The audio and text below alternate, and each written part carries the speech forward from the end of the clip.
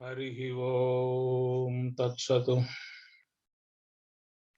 ओम गुरुर्ब्रह्मा गुरुर्विष्णुः गुरुरेव महेश्वरः गुरु साक्षात् परब्रह्म तस्मै श्री गुरवे नमः।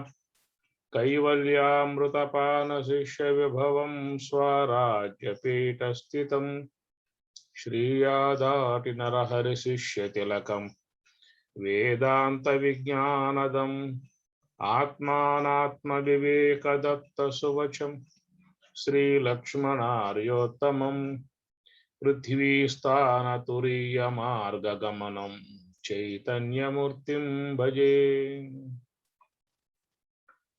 పరమ పూజ్యులు పవిత్రాత్మ స్వరూపులు లోకోద్ధారకులు మహర్షులకు యోగులకు తత్వవేత్తలకు బ్రహ్మవేత్తలకు భారతమాతకు భూమాతకు వేదమాతకు గీతామాతకు నమస్కరిస్తూ సర్వాంతర్యామి సచిదానంద పరమాత్మకు నమస్కరిస్తూ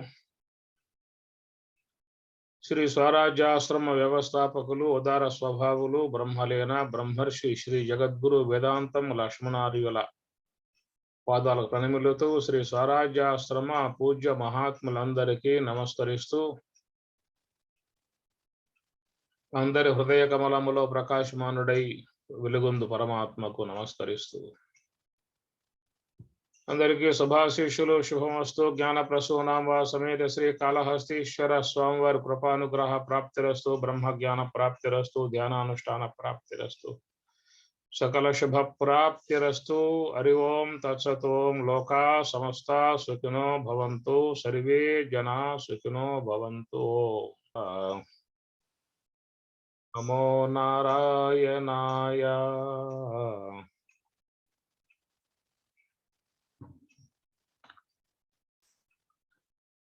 తొలుకారు మెరుపులు తోచిపోవుగాక నెలకొని మింట అవి నిలచీనా. తొలుకారు మెరుపులు తోచిపోవుగాక నెలకొని మింట అవి నిలచీనా. పొలతుల వలపులు పొలసిపోవుగాక కలకాలం భవి నిలచీనా. ఏడవల పేడ మచ్చిక ఏడ శుద్ధులు. ఏడవల పేడ మచ్చిక ఏడ శుద్ధులు. ఆడుకొన్న మాటలెల్లా అవి నిజాలా. ఏడవల పేడ మచ్చిక ఏడ శుద్ధులు.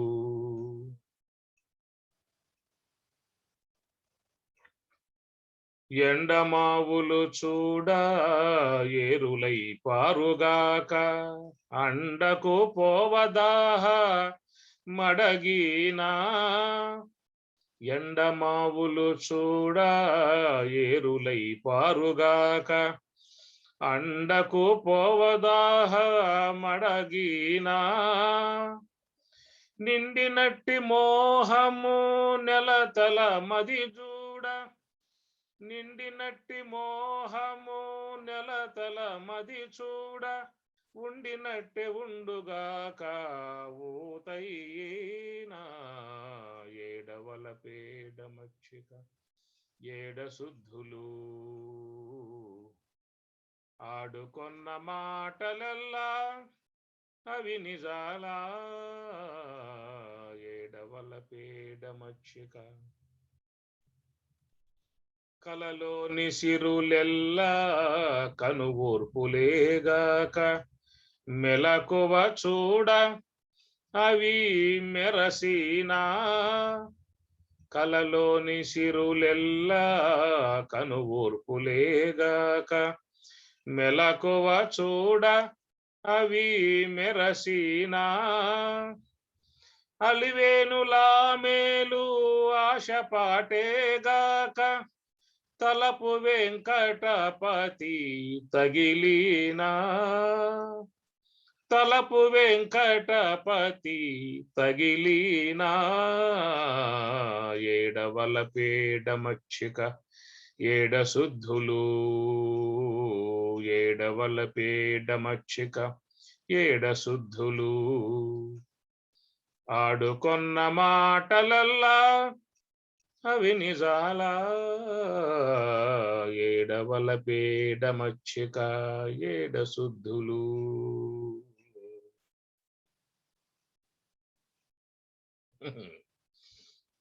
అన్నమాచార్యుల వారు వైరాగ్యాన్ని అద్భుతంగా వారు ఒక్కొక్క కీర్తనలో ఒక్కొక్క జ్ఞానపరంగా, వైరాగ్యపరంగా, భక్తి పరంగా, శృంగార పరంగా అన్ని రీతులలో ఆయన గారు చక్కగా స్వామివారిని దర్శించుకుంటూ ఆ మధుపానాన్ని సేవిస్తూ అమృతాన్ని సేవిస్తూ ఒక్కొక్క కీర్తనలో అమృతాన్ని ఆయన కురిపించాడు. ఎంతటి స్వామి కళ్ళలోని కలిమిలన్నీ ఎక్కడ నిజమైతే కళ్ళలోని సిరులెల్లా కనుగూర్పులే, కన్ను మూసినంత వరకే ఉంటాయి, కన్ను తెరిస్తే పోతాయి కదా. ఈ ఇళ్లలో ఉండేటి కళ్ళలో ఉండేటి ఇళ్లలో ఉండేటి ఎక్కడ ఇళ్లలో ఉన్నాయన్నీ కన్ను తెరిస్తే ఉంటాయి, కన్ను మూస్తే పోతాయి. కళ్ళలో ఉన్నాయన్నీ కన్ను మూస్తే ఉంటాయి, కన్ను తెరిస్తే పోతాయి. కన్ను తెరిస్తే అయిపోతాయి, కన్ను మూస్తే ఈ పోతాయి. రెండు ఉల్లకే, రెండు మాయ. ఈ మాయలో పడి కొట్టుకులాడుతా ఉన్నాం తుది శ్వాస పర్యంతం వరకు.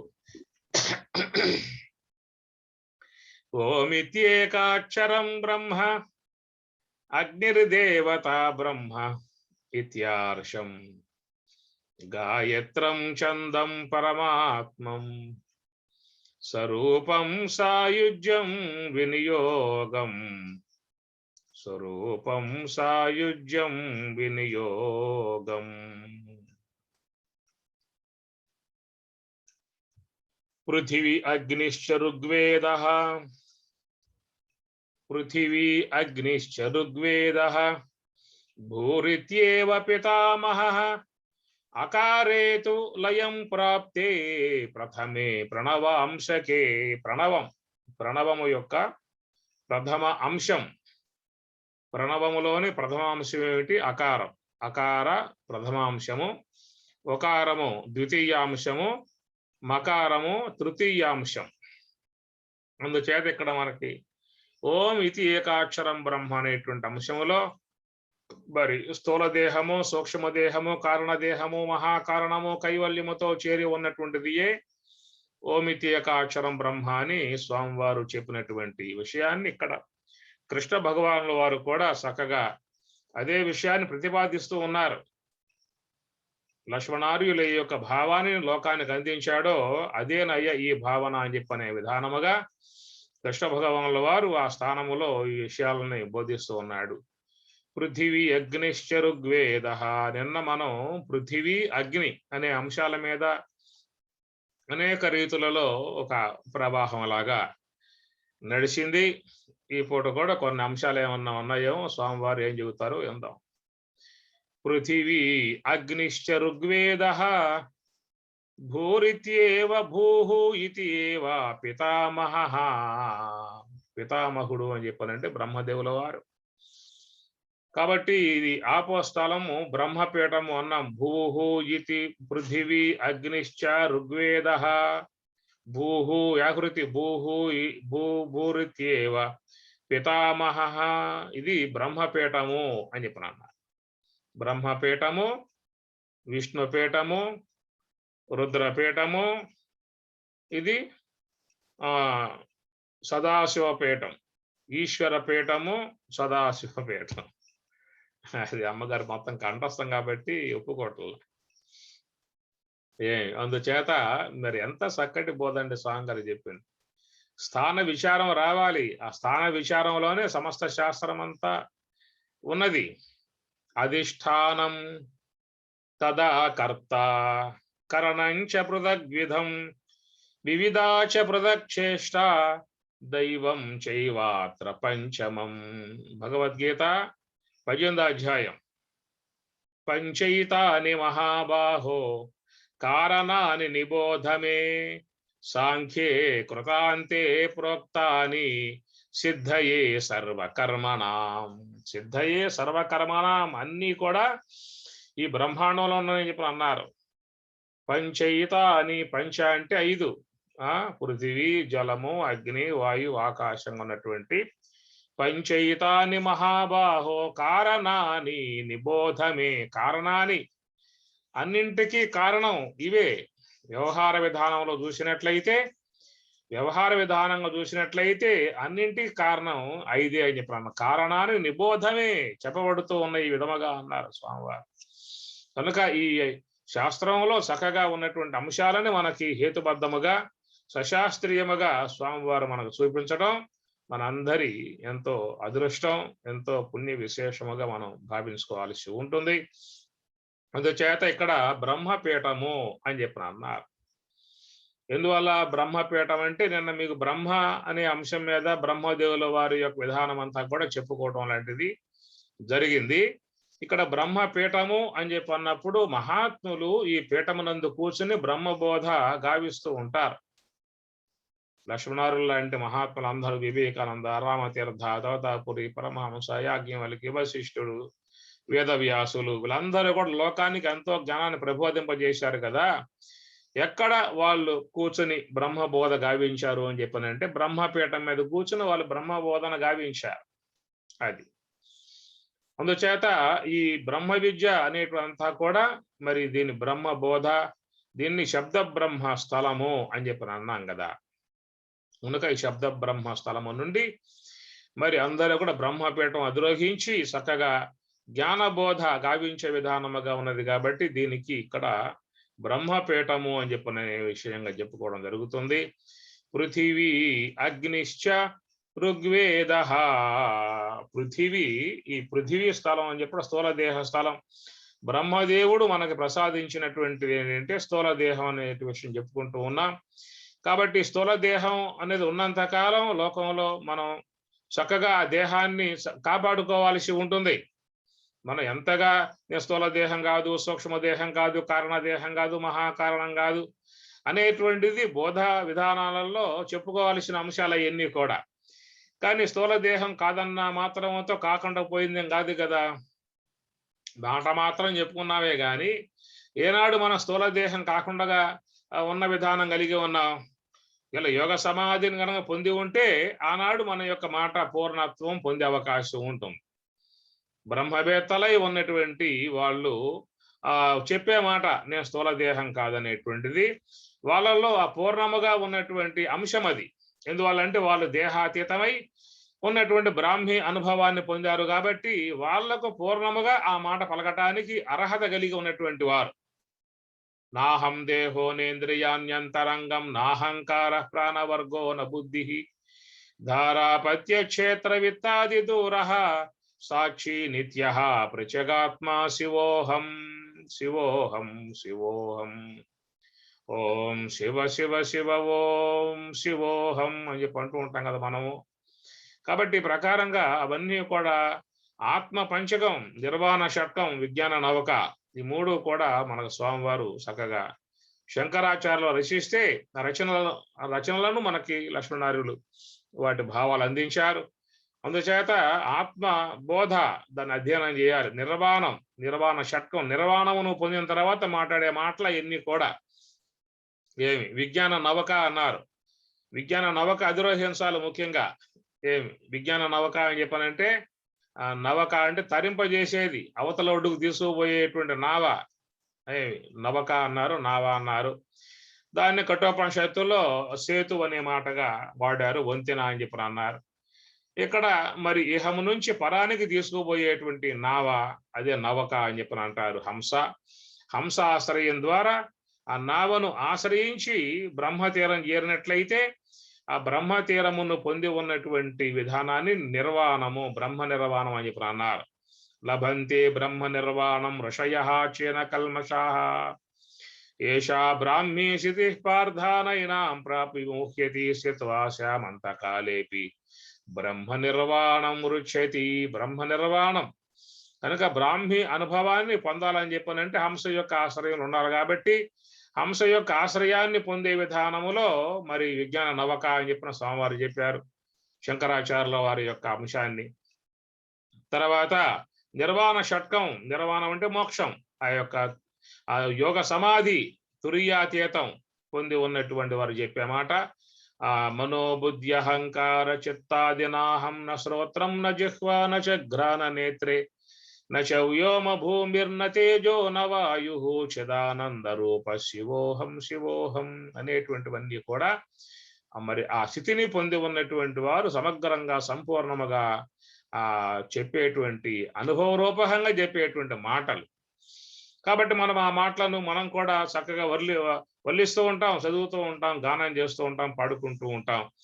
మరి మహాత్ములు చెప్పినటువంటి మాటలు కాబట్టి మననం చేసుకోవటం, దానిని స్మరణ చేసుకోవడం వల్ల పుణ్యం వస్తుంది.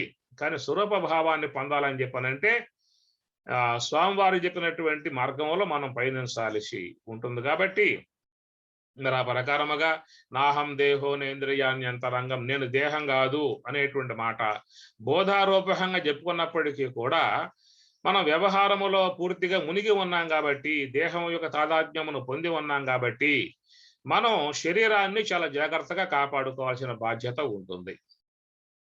నేను దేహం కాదనే ఉద్దేశం కలిగి మరి ఆ శరీరాన్ని గనక శిథిలం చేసుకున్నామని చెప్పి అనుకోండి, మనం సాధన చేసే అవకాశం ఉండదు. మనం తీరం చేరేదాకా పడవను కాపాడుకోవాలిగా. పడవలో కూర్చున్నావు, ప్రయాణం చేస్తూ ఉన్నావు, పడవ కూడా చల్లగా మెల్లగా సాగిపోతా ఉన్నది. మధ్యలో పోయిన తర్వాత ఒక పోడు పొడిచావు, బెజ్జం పడింది పడవ, అప్పుడు ఏమవుతుంది చెప్పండి? ఏమి ఆ పోటు ఎందుకు పొడిచావు మధ్యలో పోయిన తర్వాత? ఆ పడవ కానీ ఏమైంది, లోపల నీళ్ళు వస్తా ఉన్నాయి అన్నమాట. నీళ్ళు వస్తే ఏమవుతుంది చెప్పండి? పడవ మునుగుతుంది, వాడు మునుగుతాడు, అంతే సంగతి. అందువల్ల చేతులారా చేసుకునే విధానం అవుతుంది. కాబట్టి మనం ఒడ్డున చేరేదాకా పడవను బాగా భద్రంగా అన్ని విధాలా కాపాడుకోవాలి. లోనకు నీళ్లు వస్తూ ఉంటాయి, బయట పోస్తూ ఉండాలి. ఈ ప్రకారంగా మరి ఈ దేహాన్ని కూడా మనం కాపాడుకోవాల్సి ఉంటుంది. కాబట్టి ఈ లోక వ్యవహారాన్ని ఉద్దేశించి చెప్పినటువంటి అంశములు ఈ పైన ఉన్నటువంటి పాదం, పృథివీ అగ్నిశ్చ ఋగ్వేదః భూః ఇతేవ పితామహః అకారేతు లయం ప్రాప్తే ప్రథమే ప్రణవాంశకే అకారేతు లయం ప్రాప్తే. ఈ విధానం అంతా కూడా మహాకారణములో వచ్చి ఉన్నటువంటి వారికి ఈ అనుభవం కలుగుతుంది. మహాకారణంలో రాకుండగా మన వ్యవహారములో చేరి ఉన్నాం కాబట్టి ఈ వ్యవహారములో చేరి ఉన్నటువంటి యొక్క మనకు పైపాదం అనేటువంటిది బోధింపబడుతూ ఉన్నది. అనగా మన వేదాన్ని ఏం చెప్పుకున్నాం? వేదం రెండు భాగాలు కదా, వేదం పూర్వ భాగం ఉత్తర భాగం అని చెప్పని. రెండు వేదం యొక్క స్వరూపాలే. ఉత్తర భాగం అన్న వేదమే, పూర్వ భాగం అన్న వేదమే. అందువల్ల ఈ పూర్వ భాగం అనేది ఎవరికి ఇచ్చారు, ఉత్తర భాగం ఎవరికి ఇచ్చారు? రెండు మనకే ఇచ్చారు. కాబట్టి పూర్వ భాగం యొక్క అంశాలను మనం చక్కగా అధ్యయనం చేస్తూ దాంట్లో ఉన్నటువంటి యొక్క విధానాలను పాటించుకుంటూ మరి ఈ దేహాన్ని కాపాడుకోవాలి, కుటుంబాన్ని కాపాడుకోవాలి, బిడ్డలను కాపాడుకోవాలి. కుటుంబంలో ఉన్నటువంటి వాళ్ళందరూ కూడా మరి క్షేమాన్ని కోరుకోరా?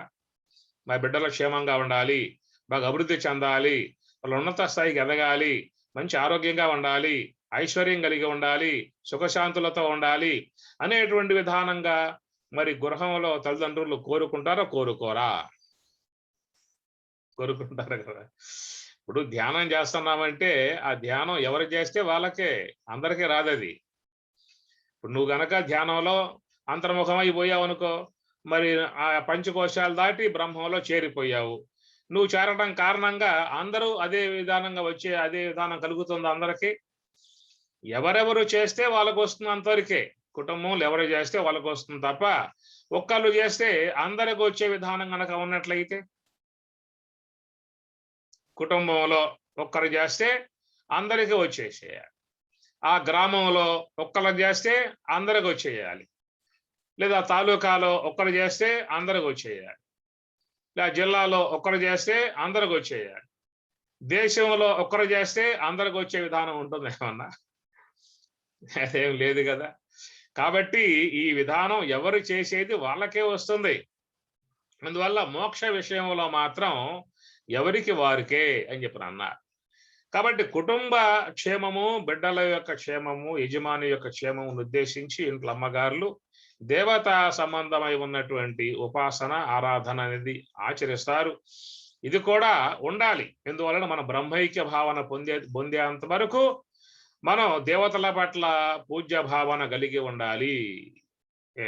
చెప్పల స్వామి గీతలో ఆ దేహ తపస్సు అనే విషయం చెప్పారు. దేవ ద్విజ గురు ప్రాజ్ఞ పూజనం శౌచం ఆర్జవం బ్రహ్మచర్యం అహింసా చ శారీరం తప ఉచ్యతే. దేహ సంబంధమైన తపస్సు. మనం దేహముతో తాదాత్మ్యమును పొంది ఉన్నామా, బ్రహ్మములో లీనమై ఉన్నామా? ఎక్కడున్నాం చెప్పండి. కాబట్టి దేహముతో తాదాత్మ్యమును పొంది ఉన్నాం కాబట్టి ఈ దేహ తాదాత్మ్యం ఉన్నంత కాలం కూడా మనం ఈ శ్లోకాన్ని ఆచరించాల్సిందే. దేవతల పట్ల దేవ ద్విజ, ద్విజులంటే మరి పండితులు, దేవ ద్విజ గురువులు మనకి యొక్క మంత్రోపదేశం చేశారు, బ్రహ్మ విద్య ప్రబోధించారు. అలాంటి గురువుల పట్ల మరి దేవ ద్విజ గురు ప్రాజ్ఞులై మనకు మంచి మార్గాన్ని చెప్పేటువంటి వారు, మంచి మార్గం నడిపించేటువంటి వారు, హితవు చెప్పేటువంటి వారు, అలాంటి వారి పట్ల ప్రాజ్ఞ పూజనం, పూజ్య భావం కలిగి ఉండాలి అనేటువంటిది. దానివల్ల మనం జీవితంలో శ్రేయస్సుని, శుభాన్ని పొందే విధానం ఉంటుంది. అది గమనించాల్సి ఉంటుంది. ఎందుకంటే పూర్వభాగము మనం గౌరవించాలి, అంశాలు కూడా తీసుకుని జీవితంలో ఆచరించాలి. ఉత్తర భాగాన్ని ప్రబోధ రూపకంగా వింటూ ఉన్నాం, ఉపనిషత్తులు వింటూ ఉన్నాం. ఉపనిషత్తులు చెప్పేటువంటి ఏ యొక్క నివృత్తి మార్గం ఉన్నదో ఆ నివృత్తి మార్గంలో పయనించడానికి ప్రయత్నం అనేటువంటిది మనం చేస్తూ ఉన్నాం. అలాంటి ఆ ప్రయత్నం మనకి సఫలీకృతం కావాలని చెప్పి అన్నట్లయితే వీరందరి ఆశీర్వాదం కావాలి. ఎవరందరి? దేవ ద్విజ గురు ప్రాజ్ఞ, వీళ్ళందరి ఆశీర్వాదం మనకి కావాల్సి ఉంటుంది. ఆ ఆశీర్వాద బలముతో మనం మరి నివృత్తి మార్గంలో పయనించి లక్ష్యాన్ని చేరుకునే అవకాశం ముఖ్యంగా ఉంటుంది.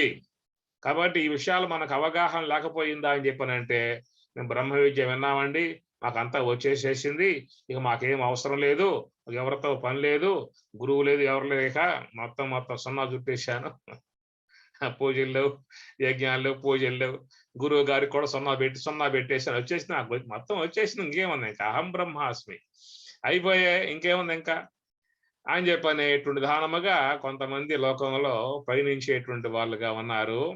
కాబట్టి అహం బ్రహ్మాస్మికి నువ్వు ఉన్నటువంటి చోటికి చెబుతారు కదా, నాగలోకానికి ఉన్నంత దూరం అన్నమాట. ఈ పదాన్ని తెలియక చాలా మంది నాగలోకానికి ముడి పెడుతూ ఉంటారు. అందుచేత నాగలోకానికి నాక అంటే స్వర్గం, నాగ అంటే అపాతాల లోకం అని అర్థం అన్నమాట.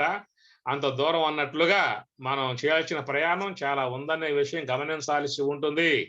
స్వామి చెప్పినట్లుగా స్థూల దేహానికి ఆధారం శ్వాస, శ్వాసకు ఆధారం కుండలిని, దానికి ఆధారం సంకల్పము, దానికి ఆధారం మనస్సు, మనస్సుకు ఆధారం బుద్ధి, బుద్ధికి ఆధారం జీవుడు, జీవునికి ఆధారం ఈశ్వరుడు, ఈశ్వరునికి ఆధారం శుద్ధ బ్రహ్మము. ఇంత లెక్క మన ప్రయాణం ఉందండి. అది గమనించాల్సి ఉంటుంది. గీతలో కూడా పరమాత్మ చెప్పాడుగా కొలతబద్ద, భూమి ఆపహ అనలహ వాయు ఖం మనః బుద్ధి ఏవచ అహంకార ఇతి యమ్మే భిన్న ప్రకృతి అష్టదా. మే నా యొక్క భిన్న వివిధములుగా ఉన్నటువంటి ప్రకృతి అష్టదా 8 అంశములు కలిగి ఉందయ్యా అని స్వామి చెప్పారు. 8 అనేటువంటివి ఆయన గారికి ఒక ఉపకరణాలుగా ఉన్నాయి. ఎవరికి చెప్పిన ఆయనకి ఉపకరణాలుగా ఉన్నాయి. వాటి ద్వారా లోక వ్యవహారం చేసుకునే విధానం ఆయనకున్న వినోదాత్మక విషయం అది. అయితే ఆ 8 మనకు ఎట్లా ఉన్నాయంటే మనకు ఆవరణాత్మకంగా ఉన్నాయి. ఏమి వ్యవహారం చేసే వాళ్ళంగా ఉన్న మనకేమో అవి వినియోగాత్మకంగా ఉన్నాయి. ఇప్పుడు చెప్పినటువంటి 8 కూడా మనకు వ్యవహారంలో పోయేటువంటి విధానంగా ఉన్నటువంటి నీకు గాని నాకు అందరికీ కూడా అవి వినియోగాత్మకము అన్నారు. ఇవి జీవుడు వినియోగించుకుంటాడు. ఇప్పుడు భూమిని వాడుకుంటూ ఉన్నాడు, జలం వాడుకుంటూ ఉన్నాడు, అగ్నిని వాడుకుంటున్నాడు, వాయువు వాడుకుంటున్నాడు, ఆకాశం వాడుకుంటున్నాడు, మనసును వాడుకుంటున్నాడు, బుద్ధిని వాడుకుంటున్నాడు, అహంకారం వాడుకుంటున్నాడు కదా. సందర్భం వచ్చినప్పుడల్లా అహంకారాన్ని వాడుకుంటూ ఉన్నాడు, బుద్ధిని వాడుకుంటూ ఉన్నాడు, మనసుని వాడుకుంటూ ఉన్నాడు, ఆలోచన విధానముగా మనసుని వాడుకుంటూ ఉన్నాడు. ఏదైనా విషయం బాగా విచారించాల్సి వస్తే బుద్ధిని వాడుకుంటూ ఉంటాడు. ఏదైనా వ్యవహారం తాడపడి తెలుసుకోవాల్సి వస్తే అహంకారం వాడుకుంటాడు. అందుచేత ఈ పంచభూతాల జీవితంలో జీవుడికి ఎట్లా ఉన్నాయంటే వినియోగాత్మకంగా ఉన్నాయి. భూమిని అమ్ముకుని బతికే వాళ్ళు కొంతమంది, జలం అమ్ముకుని బతికే వాళ్ళు కొంతమంది, అగ్నిని అమ్ముకుని బతికే వాళ్ళు కొంతమంది, వాయువుని అమ్ముకుని బతికే వాళ్ళు కొంతమంది, ఆకాశం అమ్ముకుని బతికే వాళ్ళు లేరా లోకంలో? భూమి అమ్ముకుంటున్నారుగా. భూమి ఇప్పుడు మీకు బ్యాంకుల్లో వచ్చే డబ్బు కంటే కూడా, వడ్డీ కంటే కూడా భూములు కొనుక్కున్నట్లయితే సంవత్సరం లోపల సగం డబల్ వచ్చేస్తారండి. ఏ వ్యాపారం అవసరంలా చాలా మంది ఈ వ్యాపారం చేస్తూ ఉంటారు. భూమాత మీద ఆధారపడి కొనటం, అట్లా పక్కన పెట్టుకోవటం, రేటు రాక నమ్మేసుకోవటం అన్నమాట. ఇక వాళ్ళకి ఇంకేం లేదు, ఇక 2 పూటలు తినటం, పడుకోవటం, బేరం వచ్చిన పూట లేచి కూర్చోవటం, అమ్ముకోవటం, బ్యాంకులు వేసుకోవటం. ఈ పెద్ద వ్యాపారం భూమి మీద. జలం కూడా ఇప్పుడు మంచి వ్యాపారం వచ్చేసేసింది. మీ చిన్నతనంలో జల వ్యాపారం అప్పుడు లేదు. అప్పట్లో మీకు కుళాయిల్లో వచ్చే నీరు, బావిలో వచ్చే నీరే తాగి చక్కగా హాయిగా ఆనాటి కాలంలో జీవించిన విధానం ఉన్నది. ఈ పూట ఏమైపోయింది పరిస్థితి, మనకి బిస్లరీ వాటర్. ఆ వాటర్ లేనిదే మనం తాగే అవకాశాలు లేవు, అనేక రోగాలు వచ్చే అవకాశం ఉంటుంది. కాబట్టి జలం కొనుక్కోవాల్సిందే. అగ్ని కూడా మనం కొనుక్కుంటూ ఉన్నాం కదా. పూర్వకాలంలో కట్టెలతో వంట చేసుకునే వాళ్ళము, చిదుగులతో వంట చేసుకునే వాళ్ళం, బొగ్గులతో వంట చేసుకునే వాళ్ళం. ఇప్పుడు ఏమైపోయింది, గ్యాస్ కదా. గ్యాస్ వచ్చేసింది, గ్యాస్ సిలిండర్ ఇప్పుడు రేట్లు పెరిగిపోయినాయి బాగా. 900 ఇప్పుడు రేటు సిలిండర్ రేట్లు పెంచుకుంటూ పోతున్నారు వాళ్ళు కూడా. అందుచేత అగ్నిని కూడా చక్కగా అమ్మకానికి పెట్టారు, అది అమ్ముకుని చక్కగా డబ్బు చేసుకుంటూ ఉన్నారు. ఇప్పుడు వాయువు ఉన్నది, వాయువుని కూడా అమ్ముకోవాల్సిందే కదా. వాయువుని అమ్ముకోకపోతే, కొనుక్కోకపోతే సైకిల్ నడవు, వృక్షాలు నడవు, స్కూటర్లు నడవు, కారు నడవదు, బస్సు నడవదు, లారీ పోదు, ఏం బావు. గాలి పోయిందా అంటే మనం తోసుకుపోవాల్సింది బండిని. గాలి. కాబట్టి గాలి అమ్ముకుని బతికేటువంటి విధానముగా. మొన్న ఈ మధ్య కరోనా వల్ల ఏమైంది, అప్పుడు ఒక్కొక్క సిలిండర్ కొనుక్కోవాలని చెప్పానంటే రోజుకి 500, 2000 ఎట్లాగా ఆక్సిజన్ కొనుక్కోవాలి గాలిని. ఈ ప్రకారం గాలికి కూడా మంచి డిమాండ్ వచ్చింది ఈ కాలంలో. అంటే ఆకాశాన్ని కూడా అమ్ముకునే విధానం కూడా వచ్చేసినామండి ఈనాడు. ఆకాశం అమ్ముకోవటం అంటే పెద్ద పెద్ద గోడాలు కడతారు. ఆ గోడాల్లో మన యొక్క ధాన్యాదులన్నీ కూడా దాంట్లో నిక్షిప్తం చేసుకుంటూ ఉంటారు. పంటల్ని నిల్వ చేసుకోవాలంటే పెద్ద పెద్ద గోడాములు తీసుకోవాలి. దాన్ని ఏమంటారు, అంతేనా? గోడమేనా? దాంట్లో ఆకాశం కొనుక్కోవాలి. ఎంత పెద్ద గోడం అయితే అంత బాగా వ్యాపారం సాగుతూ ఉంటుంది అన్నమాట. ఇట్లాగా ఈ ప్రకారంగా లోకములో ఉన్నటువంటివన్నిటినీ కూడా వ్యవహారములో ఉన్నటువంటి జీవుడు వాటను వినియోగింపజేసుకునేటువంటి వాడుగా ఉన్నాడు. పర్లేదా?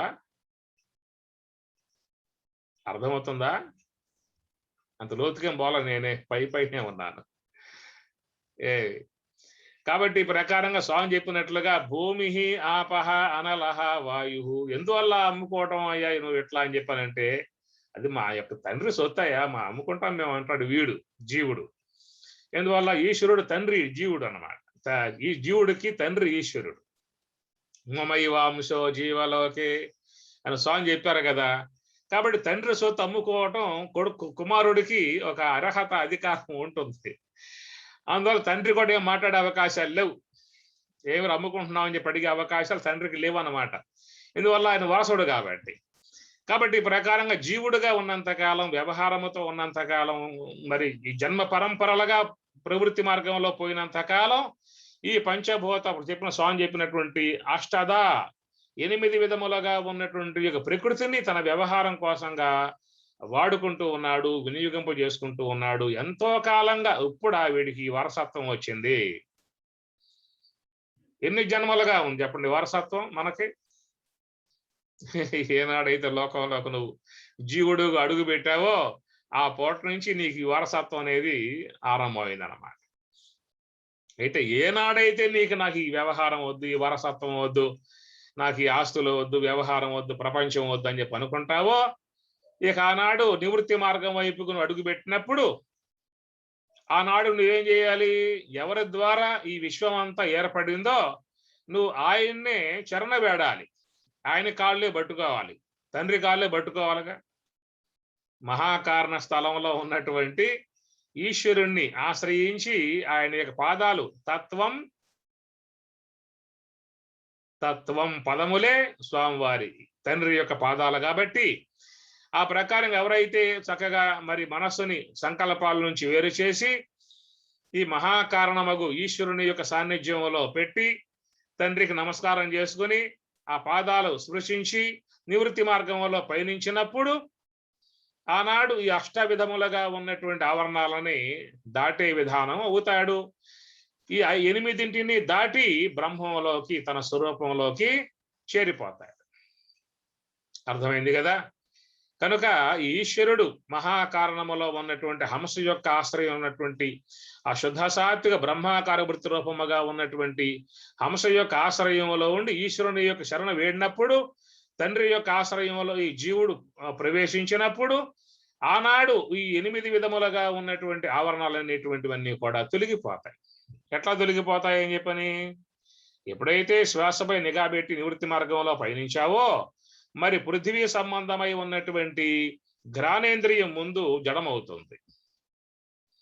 ఆ తర్వాత జల సంబంధమై ఉన్నటువంటి జిహ్వేంద్రియము అది కూడా జడమవుతుంది ధ్యానములో. ఆ తర్వాత అగ్ని సంబంధమై ఉన్న నేత్రేంద్రియము అగ్ని సంబంధం కనుక నేత్రేంద్రియం కూడా జడమవుతుంది. ఆ తర్వాత వాయు సంబంధమగు త్వగేంద్రియము స్పర్శ లేకుండా పోవటం అవుతుంది. చివరికి ఆకాశ సంబంధమై ఉన్నటువంటి శ్రోత్రేంద్రియం కూడా జడమవుతుంది. ఇవన్నీ కూడా పంచభూతములు. శ్రోత్రమాకాశే వాయో త్వక్కు అగ్నిచక్షు అప్సు జిహ్వా పృథివ్యాం ఘ్రాణమితి అని మహర్షులు చెప్పారు. కాబట్టి ఈ ప్రకారముగా పంచభూతములను అధిగమించుట, పంచభూతాలని అధిరోహించుట అని అర్థం. కాబట్టి పృథివి నుంచి జలానికి, జలము నుండి అగ్నికి, అగ్ని నుండి వాయువుకి, వాయువు నుండి ఆకాశం దాకా నువ్వు ప్రయాణం చేసిన విధానము. మరి ఆకాశం దాకా ప్రయాణం చేసిన విధానం ఎట్లా మాకు తెలుస్తుంది అనే విషయం కూడా మనకి సందేహం కలిగే అవకాశం ఉంటుంది. ఎట్లా మనం అట్లా దాటాము అని చెప్పనంటే, మనం ఆ ధ్యానంలో ఉన్నప్పుడు ఈ ఘ్రాణేంద్రియం ముందుగా పృథివీ సంబంధం కాబట్టి ఘ్రాణేంద్రియం జడమైనప్పుడు మనకి అక్కడ సుగంధం, దుర్గంధం లాంటి అనేటువంటి గంధ విధానం తెలియదు. ఆ గంధ విధానం తెలియకపోవడమే ఘ్రాణేంద్రియం జడం కావడం అని చెప్పి అర్థం. ఆ తర్వాత పృథివీ దాటిన తర్వాత జలం యొక్క విధానం ఏమిటి? జిహ్వేంద్రియం కాబట్టి ధ్యానములో ఉన్నప్పుడు మనకి లాలాజలం అనేది ఊరుతూ ఉంటుంది. చాలా మంది ధ్యానంలో కూర్చుని ఆ లాలాజలం ఊరుతూ ఉంటే మింగుతూ ఉంటారు. ఈ మింగుడు వ్యవహారం ఎంత ఉంటుంది? ఆ జిహ్వేంద్రియం జడమయ్యేదాకా అది ఊరతానే ఉంటుంది, బావిలో ఓటలాగా. ఎప్పుడైతే ఈ జిహ్వేంద్రియం జడత్వమును పొందే విధానంగా వచ్చినప్పుడు ఇక నోటి యందు ఆ లాలాజలం ఊరటం లాంటిది ఆగిపోతుంది. నోరంతా కూడా అట్లా పిడసగట్టి అట్లా నాలుగు కూడా కదలికలు లేకుండా ఉండిపోయే విధానం అనేది ఏర్పడుతుంది. అట్లా వచ్చినప్పుడు ఏమవుతుందో మనకి జిహ్వేంద్రియం అనేటువంటి దాటినట్లు అవుతుంది అన్నమాట. ఆ తర్వాత ఉన్నది ఏమిటి? నేత్రేంద్రియం. అయితే జిహ్వేంద్రియం దాటినప్పటికీ కూడా దాని పైన ఉన్నటువంటి అగ్నిస్థలం నేత్రేంద్రియం కాబట్టి ఆ నేత్రేంద్రియం కూడా అగ్ని యొక్క అర్ధభాగం ఏర్పడింది కనుక అర్ధభాగం కలిగి ఉన్నటువంటి నేత్రేంద్రియమునందు అనేక దృశ్యాలు లీలగా తోస్తూ ఉంటాయి. అనగా ధ్యానములో మరి ఆ విధముగా మరి ఘ్రాణేంద్రియం ద్వారా గంధాఘ్రాణం లేకుండా పోవటం, నోటిలో నీరు ఊరకుండగా అది మరి తడి ఆరిపోవటం, ఎన్ని పొడిగా ఉండే విధానం రావటం అది తెలుస్తుంది. ధ్యానములో ఉన్నటువంటి విధానములో వాళ్ళకి అనుభవం రూపకంగా వచ్చే అంశాలే ఇవన్నీ కూడా. స్వామి చెప్పినవన్నీ కూడా ఆయన జీవితం సాధనలో అనుభవం పొంది ఆయన చెప్పిన మాటలు కాబట్టి ఎవరు ఆ మార్గంలో పోయినా వాళ్ళందరికీ కూడా అదే అనుభవం కలుగుతుంది. అనుభవం ఒకటే అందరికీ కూడా, ఇంకా వేరే అనుభవాలు కలిగే అవకాశాలు లేవు. అందుచేత మరి మూడవ భూతంగా చెప్పేటువంటి అగ్ని నేత్రం కనుక నేత్రమునందు మాత్రం లీలగా దృశ్యాలు కనపడుతూనే ఉంటాయి. అయితే నేత్రేంద్రియం దాటడం అని చెప్పనంటే చాలా అది కొంచెం సాధన బలం బాగా ఉండాలి. సాధనలో బాగా పరిపక్వత పొందితే తప్ప వాళ్ళు నేత్రేంద్రియం దాటే అవకాశం లేదు. ఈ నేత్రేంద్రియం కూడా ఏంటంటే అర్ధ భాగముతో చేరి ఉన్నటువంటి అగ్ని కాబట్టి ఎప్పుడైతే ఈ నేత్రేంద్రియం కూడా అధిగమించిన విధానం ఏర్పడుతుందో ఇక అప్పుడు వాళ్ళకి ఎలాంటి దృశ్యములు కూడా గోచరించే విధానం ఇక ఉండదు. కేవలం అప్పుడు తన్మయత్వం కలిగి ఉంటారు. ఆ దేహ స్పర్శ కూడా చాలా తగ్గిపోయే విధానం ఏర్పడుతుంది. ఎందుకంటే మరి వాయువాంశం త్వగేంద్రియం కాబట్టి ఈ త్వగేంద్రియమునందు ఒక స్తబ్దత ఏర్పడుతుంది. రావటంతో శరీరములో కూడా కదలికలు ఉండవేక. అంతకుముందు మనం ధ్యానంలో కూర్చున్నప్పుడు ఆలోచనలో ఉన్నప్పుడు కదలికలు ఉంటాయి. ముందుకు వాలుతూ ఉంటాం, పైకి లెగుస్తూ ఉంటాం, తలకాయ వాలిపోతుంది, నడుము వాలిపోతుంది. ఇట్లా నానా రకాలై ఉన్నటువంటి విధానం అంతా కూడా ధ్యానములో ఈ మనస్సు యొక్క స్థాయిలో సంకల్పాలతో చేరి ఉన్నప్పుడు కలిగేటువంటి విధానంగా ఉండేటువంటి అన్నమాట. ఎప్పుడైతే మనస్సు నిశ్చలమయ్యి నిర్మలమయ్యి ఆ సంకల్పాల నుంచి పూర్తిగా విడబడి హంసతో మమేకమైపోయి హంసతో బాగా తాదాత్మ్యమును పొంది వెళ్ళిపోయినప్పుడు ఇక పృథివీ సంబంధ ఘ్రాణేంద్రియం, జల సంబంధ జిహ్వేంద్రియము, అగ్ని సంబంధ నేత్రేంద్రియం పడిపోగా ఆ తర్వాత వాయు సంబంధమై ఉన్నటువంటి త్వగేంద్రియం అది కూడా మెల్లగా సన్నగిల్లి ఆ త్వగేంద్రియం కూడా జడం అవుతుంది.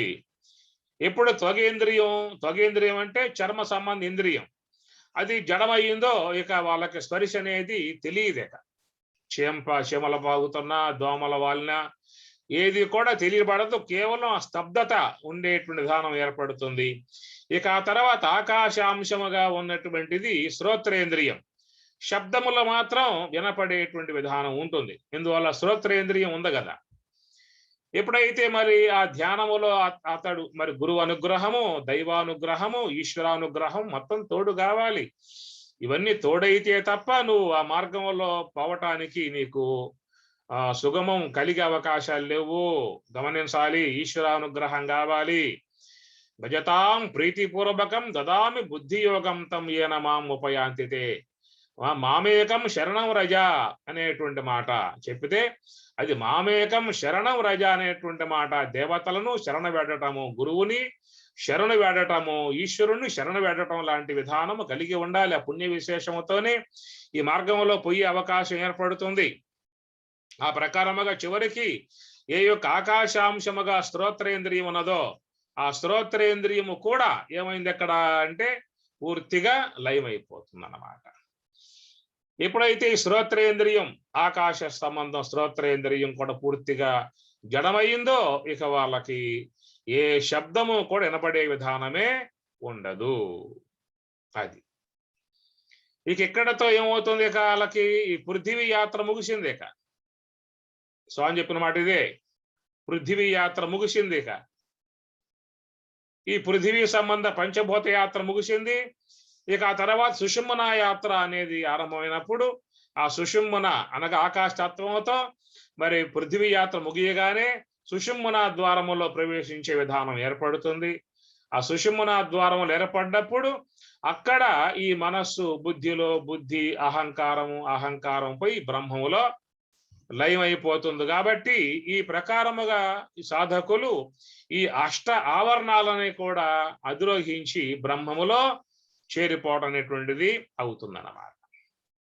అదే కదా ఆ పరీక్ష మహారాజు శమీక మహర్షిని గట్టిగా అరిచి కేకలేసి దప్పికోవద్దు నీళ్ళు ఇవ్వయ్యా అని చెప్పి అరిశాడు.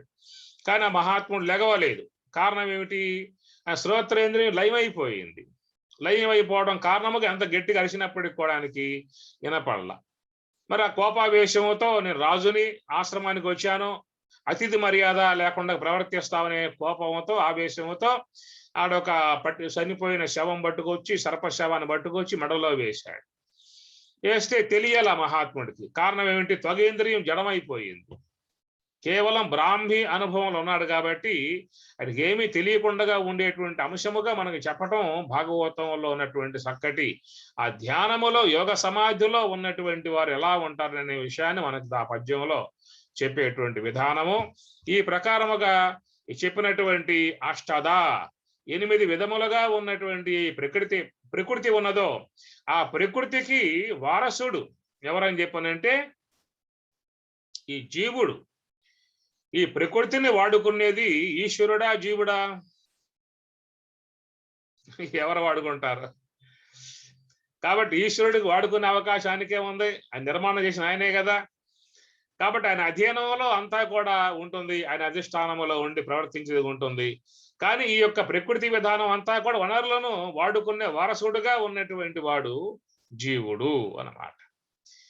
అందుచేత మరి నీవు ఇట్లాగే వారసుడుగా అట్లాగే ఉండిపోయే ఉద్దేశం ఉందా, లేక బ్రహ్మంలో చేరిపోయే ఉద్దేశం ఉందా? చెప్పండి. మేము వారసులం కాబట్టి ఈ పంచభూత ఆస్తులకి మేము బ్రహ్మంలోకి పోతే మళ్ళీ ఏమైపోతాయో తెలియకుండా ఉండే విధానం కాబట్టి ఇట్లాగే వారసత్వం కలిగి ఉందామనే భావనతో ఉంటామా, లేదు ఈ మొత్తం అధిగమించి బ్రహ్మంలోకి పోయే విధానంగా ఉంటామనేది ఎవరికి వారు నిర్ణయించుకోవాల్సిన విషయం అది. అందుచేత సుషుప్తి అవస్థకు పోయావనుకో, ఇంతకాలముగా నీవు సంపాదించుకుని నువ్వు కూడబెట్టుకుని నువ్వు దాచుకుని ఏవైతే ఉన్నాయో అవన్నీ కూడా ఇక్కడ మరుగై నీకు తెలియబడకుండా ఉంటాయి. ఏది సుషుప్త అవస్థ అనే అంశంలోకి పోతే. అది యోగ సమాధి అనే అంశంలోకి పోయావనుకో, ఏ ఈశ్వరుడైతే కల్పించుకున్నాడో నిర్మాణం చేసుకున్నాడో ఉత్పత్తి చేసుకున్నాడో ఆ చేసుకున్నటువంటి యొక్క వాటన్నిటినీ కూడా అధిగమించి నీవు నీ స్వరూపంలోకి పోయే విధానము కలుగుతుంది. ఏం చెప్పాను? 2 అంశములు చెప్పాను. మనం ఈ దేహముతో సంబంధం కలిగి లోక వ్యవహారం కలిగి కష్టపడి ఏ వనరులు సమకూర్చుకున్నామో ఈ విశ్వంలో సమకూర్చుకున్నామో ఇవన్నీ కూడా ఒక్క పెట్టున పక్కన పడేసి వెళ్ళిపోతున్నాం. ఎక్కడికి? సుషుప్తికి. కనుక సుషుప్తి అనే అంశంలోకి పోయినప్పుడు మనం మన యొక్క ప్రయత్నం ద్వారా సంపాదించుకున్నటువంటివి అన్నింటినీ కూడా దిగవిడిచి ఆడకపోయే విధానము ఉంటుంది. అయితే ఈశ్వరుని చేత నిర్మాణం చేయబడ్డటువంటి ఉత్పన్నం చేయబడ్డటువంటి ఈ యొక్క పంచభూతాత్మకమై ఉన్నటువంటి జగద్విశ్వం ఉన్నదో ఈ జగత్తు విశ్వం నుండి పూర్తిగా విడబడే విధానం రావటం అని చెప్పనంటే ఈశ్వర ఆశ్రయం ద్వారానే మనం ఆ అధిగమించే విధానము.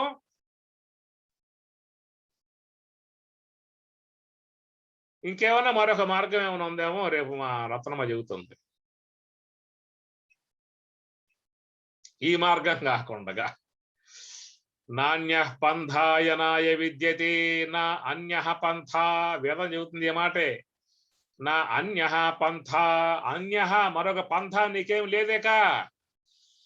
నువ్వు మహాకారణాత్మికమై ఉన్నటువంటి హంస యొక్క రూపముగా, హంస అంటే కాలం, ఈశ్వరుడు కాలరూపుడే ఉన్నాడు. అమృతం చెప్పాడు గీతలో, నేను కాల స్వరూపుణ్ణి సమస్తము కూడా లయింపజేస్తూ ఉన్నాను అని చెప్పి అంటాడు 11వ అధ్యాయంలో భగవద్గీతలో. ఏమి? కాలోస్మి లోకక్షయ కృత్ ప్రవృద్ధ వచ్చింది. స్వామిగారు ఇచ్చారు శ్లోకం. కాలోస్మి లోకక్షయ కృత్ ప్రవృద్ధ, నేను కాలస్వరూపుణ్ణి సమస్త దేహాలన్నిటినీ కూడా మరి మార్చేస్తూ ఉన్నాను. ఆ కాలంలో అన్ని దేహాలు కాలిపోతా ఉన్నాయి, కాలాగ్ని కాలిపోతా ఉన్నాయి. చిన్నప్పుడు ఎట్లా ఉన్నావు చెప్పు? ఎంత ముద్దుగా ఉన్నావు, ఎంత బాగా ఉన్నావు, నవనవలాడుతూ ఉన్నావు, ప్రకాశిస్తూ ఉన్నావు, మెరుగుతూ ఉన్నావు, అందరి చేత కొనియాడబడేటువంటి వాడుగా, ముద్దాడేవాడివిగా. ఆ చిన్నప్పుడు ఉన్నటువంటి యొక్క ఆకారం ఈనాటికి ఏమైపోయింది? దూరంగా అందరూ పారిపోయే పరిస్థితి ఏర్పడిపోయింది. కాబట్టి ఈ దేహం అనేటువంటి కాలాగ్నిలో కాలిపోతా ఉంది. కాబట్టి ఈ శ్వాస అనేటువంటి రూపముగా, కాల రూపముగా మన శరీరములో రోజుకు 21,600 సార్లుగా సంచరించేటువంటి విధానము. మన ఈ శ్వాసయే కాలము. శ్వాస ఉన్నదా మన కాలం ఇంకా ఉన్నట్లే, లోకంలో ఉండొచ్చు, సంచారం చేయవచ్చు. మనకి ఇంకా కాలం ఉన్నది. ఎప్పుడైతే శ్వాస కాస్త ఆడటం ఆగిందా, కూర్చుందా, సతికిల పడిందా అంటే మన పని కాస్త బోర్ల పట్టమే. ఏం ఉండదు, ఇక ఏం చేసేది లేదు, ఎవరు లేపేది లేదు. ఏమి ఎన్ని ఉన్నా గాని, ఎంత బలగం ఉన్నా, బంధు బలగం ఉన్నా, జన బలం, ధన బలం, పదవి బలం, ఎన్ని బలాలు ఉన్నప్పటికీ కూడా శ్వాస ఆగిన పూట ఎవరు లేపి కూర్చోబెడతారేక? మోసుకుపోవడం తప్ప నలుగురు, ఇంకేం ఉండదేక. అందువల్ల ఈ యొక్క మన శరీరములు నిరంతరముగా అహర్నిశములు కూడా మరి సంచరించే విధానముగా మూలాధారములో 6,600లుగా, స్వాధిష్టానములో 6,000, మణిపూరకములో 6,000, అనాహతములో 6,000, విశుద్ధ చక్రములో 1000 హంసలు, భృగుటి మధ్యం ఆజ్ఞా చక్రములో 1000 హంసలు, సహస్రారములో 1000 హంసలు, మొత్తం లెక్క పెట్టుకుంటే ఎన్నయినాయి ఇప్పటికి? 21,600 హంసలు అని మహాత్ములు ఈ లెక్కతో చెప్తున్నటువంటి విషయం. ఏదైనా సందేహం గనక ఉంటే మాత్రం మీరు ప్రయత్నం చేయవచ్చు. ఉదయం 6 కూర్చోండి, లెక్క పెట్టడం ఆరంభం చేయండి. ఒక పక్క ధ్యానం అవుతుంది, ఒక పక్క లెక్క అవుతుంది, మీకు రెండు అవుతాయి. ఈ పూట ఉదయం కరెక్ట్ గా 6 సెకండ్లతో కూడా మీరు కూర్చోవాలి. పక్కన కాగానే 1, 1, 2, 3, 4, 5, 6 అనే లెక్క. మీరు మధ్యలో మీ తిండి లేదు, తీర్థం లేదు, పానం లేదు, జ్ఞానం లేదు, ఇంకేం లేదు. రేపు ఉదయం 6 గంటల దాకా మీకు లెక్కే పని అన్నమాట. లెక్క తప్పింది అనుకో, మళ్ళీ రేపు మళ్ళీ కూర్చో, ఇప్పుడు ఏమైందో, కప్పు మునిగిపోయిందేమో, మనం ఉన్నాక. ఈ విధంగా చేసినా కూడా మీరు బ్రహ్మైక్యం అవలేలుగా వచ్చేస్తుంది. ఇంకా మీకు అతి త్వరలో వచ్చేస్తుంది ఇంక ఈ లెక్క చేసినట్లయితే. అందుచేత మహాత్ములు మరి యోగీశ్వరులు కాబట్టి వాళ్ళు దాన్ని కనిపెట్టగలిగారు, గుర్తించగలిగారు. అందుచేత కాలహాసిని లోకక్షయ కృత్ ప్రవృద్ధ. కాబట్టి లోన ఉన్నటువంటి మహాకారణములో ఉన్నటువంటి ఈశ్వరుడే మనలో ఈ శ్వాస అనేటువంటి కాలరూపముగా ఉండి మరి అందరినీ కూడా మరి ఆయన ఏం చేస్తాడు? ఈశ్వరుడు లయకర్త. ఈశ్వరుడు లయింపజేయటమే. బ్రహ్మకర్త, బ్రహ్మ సృష్టికర్త అన్నాం, విష్ణు పోషణకర్త అన్నాం, శివుడు లయకర్త. కాబట్టి అందరి యొక్క ఆయువు లయమైపోతూ ఉన్నది కనుక ఆ ప్రకారముగా ఉన్నటువంటి యొక్క శ్వాసగా ఉన్నటువంటి కాలమే భగవంతుడుగా బ్రహ్మమును చేర్చేవాడుగా ఉన్నాడు. ఇటు కాలరూపముగా ఉండి అందరినీ బతికించేవాడుగా ఉంటే ఆ యొక్క కాలమే, ఆ శ్వాసయే బ్రహ్మమును పొందింపజేసేదిగా ఉన్నది. కాబట్టి మనకి ఈ మాట 9వ అధ్యాయంలో స్వామి బోధించే విషయముగా అమృతం చైవ మృత్యుశ్చ, నేను మృత్యువునై ఉన్నాను, అమృతమునై ఉన్నాను అని చెప్పి అన్నాడు.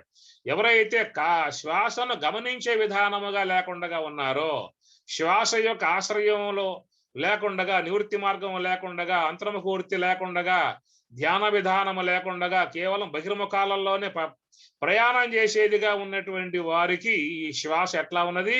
మృత్యువు అన్నాడు. మృత్యువు అంటే ఆయువును తరిగింపజేస్తూ మరి ఆ మృత్యు వద్దకి ప్రతి ఒక్క వ్యక్తి కూడా ప్రయాణం చేసుకుని పోతూ ఉన్నాడు. ఏమి నాకు 70 ఏండ్లు వచ్చాయండి అంటాడు వీడు.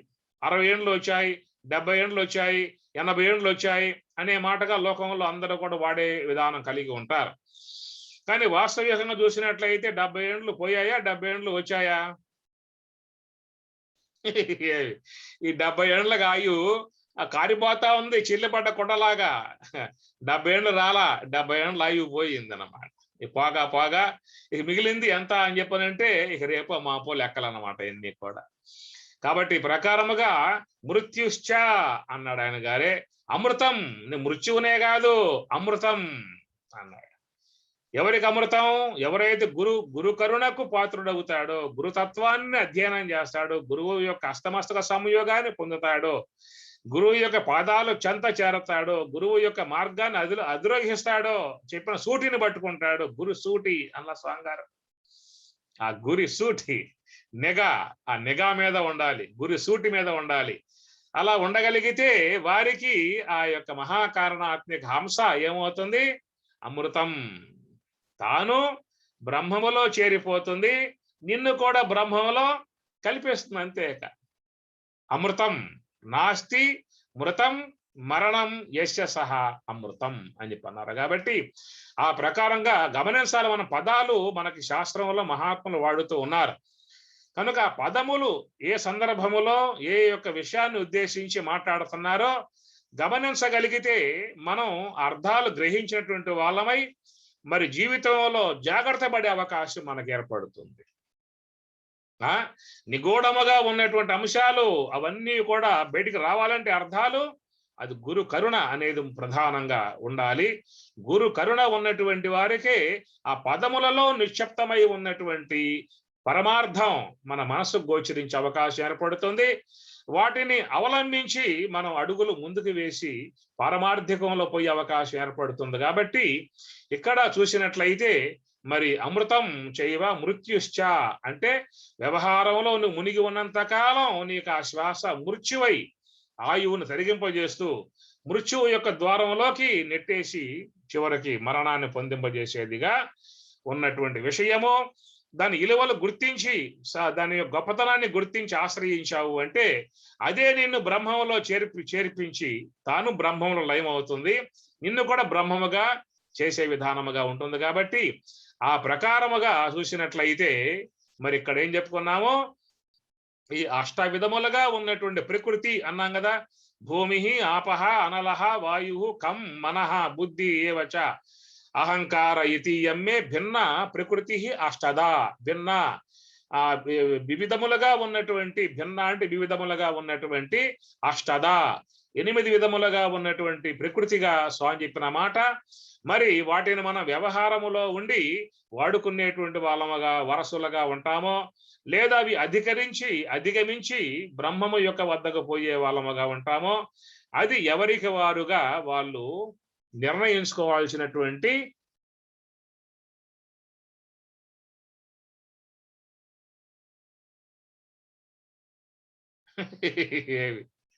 ఎక్కడున్నారో ఏమో. అందుచేత చూసినట్లయితే ఈ మహాకారణాత్మకమై ఉన్నట్టు విధానముగా మరి జీవుడుగా ఉన్నంతకాలం మనం వీటి యొక్క ఆశ్రయంలో ఉంటాము, వీటి ఎందే రమిస్తూ ఉంటాం. ఒక దేహం కాదుగా, 2 దేహాలు కాదుగా, ఎన్ని దేహాలుగానో వస్తూ ఉంటాం. నువ్వు ఒకవేళ ఈ దేహం ధరించి రావాలని చెప్పి అన్నప్పటికీ కూడా మరి పంచభూత సహకారం నీకు ఉండాల్సిందే కదా. ఈ భూమి ఈ దేహం అంతా కూడా పంచభూతాత్మికము కాబట్టి పంచభూతాంశములను సంతరించుకొని ఈ దేహం యొక్క విధానముగా రావాల్సి ఉంటుంది. తర్వాత 20 తత్వాలుగా ఉన్న సూక్ష్మ దేహం దాంతో కూడా సంబంధం పడి నువ్వు వ్యవహారం చేయాల్సి ఉంటుంది. ఈ ప్రకారముగా ఈశ్వరుని చేత నిర్మితమై ఉన్నటువంటి జగద్రూపముగా ఉన్నదో ఆ జగద్రూపాన్ని ఆ సావలంబనముగా చేసుకుని దాంట్లో సంచరించే విధానముగా మరి ఉండేటువంటి విధానం ఒకటి. రెండవది ఈశ్వరునినే శరణవేడి ఈశ్వరుని ద్వారా ఈ అష్టవిధ ప్రకృతులను దాటి బ్రహ్మములోకి చేరిపోయేటువంటి విధానము. 2 అంశాలుగా మనకు చెప్పేటువంటిది ఇక్కడ ఈ శ్లోకం. పృథివీ అగ్నిశ్చ ఋగ్వేద భూహు ఇతి ఏవ పితామహ. కాబట్టి భూహు వ్యాహృతి అని చెప్పనంటే స్థూల దేహము జాగ్రత్త అవస్థ విశ్వడు ఈ మొత్తం చేరి భూహు అని వ్యాహృతి అన్నమాట. మరి ఈ విధముగా ఈ అన్నీ కూడా మరి పై పాదములో ఉన్నటువంటి ఏమిటని చెప్పనంటే మనం వాటి అంశములలో చేరి వ్యవహారం చేసేటువంటి వాళ్ళముగా ఉన్నామని చెప్పేసి అని కింద పాదములో చెప్పే అంశం ఏంటని చెప్పనంటే ఏమి ప్రణవే ప్రథమాంశకే అని చెప్పి అన్నాడు కదా. ఏమి అకారేతు లయం ప్రాప్తే, అకారేతు అకారమైతే లయం ప్రాప్తే లయించినట్లయితే ప్రథమే ప్రణవాంశకే ఆ ప్రణవములో ప్రథమాంశమై ఉన్నటువంటి స్థూల దేహాన్ని దాటిన వాళ్ళు అవుతారు, భూహు వ్యాహృతిని దాటిన వాళ్ళు అవుతారు అనేటువంటి అంశాలు ఇక్కడ మనకి 2 భాగాలుగా వచ్చేటువంటి అంశము. అనగా మనం ఓమిత్యేకాక్షరం బ్రహ్మ అనేదేమో ప్రథమాంకము, అగ్నిర్దేవత బ్రహ్మ అనేది ద్వితీయాంకము. ఒకటేమో వేదము యొక్క పూర్వ భాగము యొక్క అంశము, రెండవది వేదము యొక్క ఉత్తర భాగము యొక్క అంశము. ఈ ఉత్తర భాగము యొక్క అంశంలో ప్రవేశించినప్పుడే ఇతి ఆర్షం అనేటువంటి విధానం నీకు ఏర్పడుతుంది. ఇతి ఆర్షం అంటే, అర్ష అంటే ఋషి, ఆర్ష ఋషి సాంప్రదాయము, ఋషత్వము. కనుక ఆ ఋషత్వం నీకు రావాలని చెప్పానంటే రెండవ అంకాన్ని నువ్వు జీవితంలో దానిని పూర్తి చేసుకోవాల్సిన విధానం ఉంటుంది. అందువల్ల మన అందరం కూడా ప్రథమో యొక్క అంకంలో మాత్రమే ఉన్నాం. పృథివీ అగ్నిశ్చ ఋగ్వేద భూహు ఇతి ఏవ పితామహ అనేటువంటి పై పాదం ఉన్నదే. అగ్నిర్దేవత, ఓమితి ఏకాక్షరం బ్రహ్మ అని చెప్పని ఆ అంశములో మన వ్యవహారం అంతా కూడా కొనసాగే విధానం ఉన్నది. కాబట్టి దాన్ని మనం ఉదాహరణగా మరి భగవద్గీతలో చెప్పినటువంటి అంశాన్ని తీసుకుని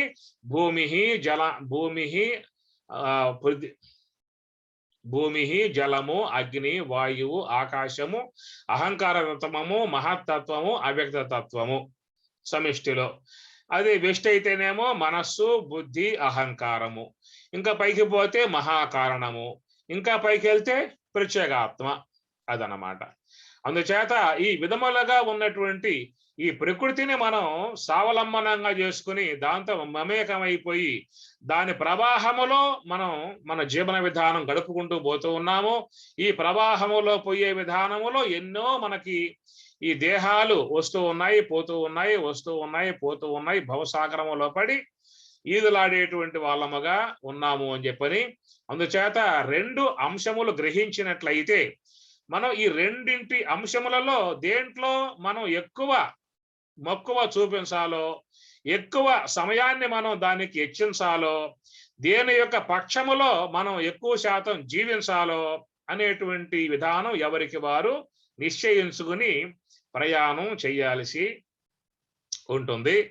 ఓం సహనా భవతు సహనౌ భునక్తు సహ వీర్యం కరవావహై తేజస్వినావధీతమస్తు మా విద్విషావహై. ఓం శాంతి శాంతి శాంతి. హరి ఓం తత్సతు. శ్రీ గురుభ్యో నమః. హరి ఓం.